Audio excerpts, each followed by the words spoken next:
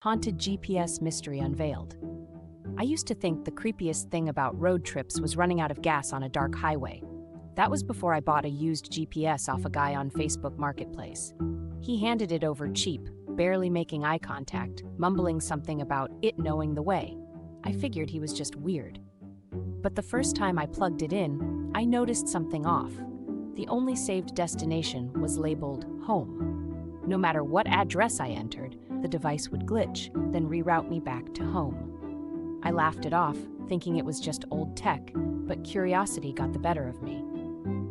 Last Friday, I decided to follow the route, just to see where it led. The GPS's voice was tinny and distorted, but it guided me through winding roads and empty fields, farther and farther from town.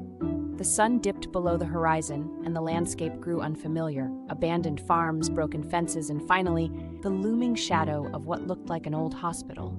The screen blinked. "You have arrived at your destination."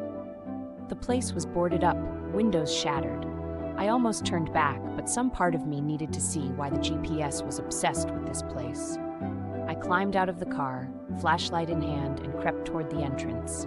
The air was heavy and silent, except for the distant creak of a rusted sign swaying in the wind. As I stepped inside, the GPS started speaking again, louder now, almost frantic. "Welcome home." The hallways were lined with peeling paint, every door locked except one at the end, slightly ajar. I pushed it open and froze.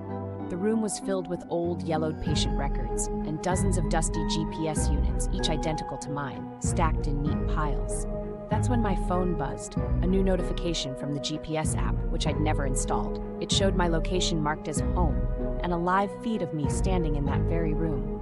Then the device's voice whispered directly in my ear, "You can't leave until someone else finds their way home." The door slammed shut behind me, and the last thing I saw before plunging into darkness was the blinking red light of the GPS, waiting for its next owner.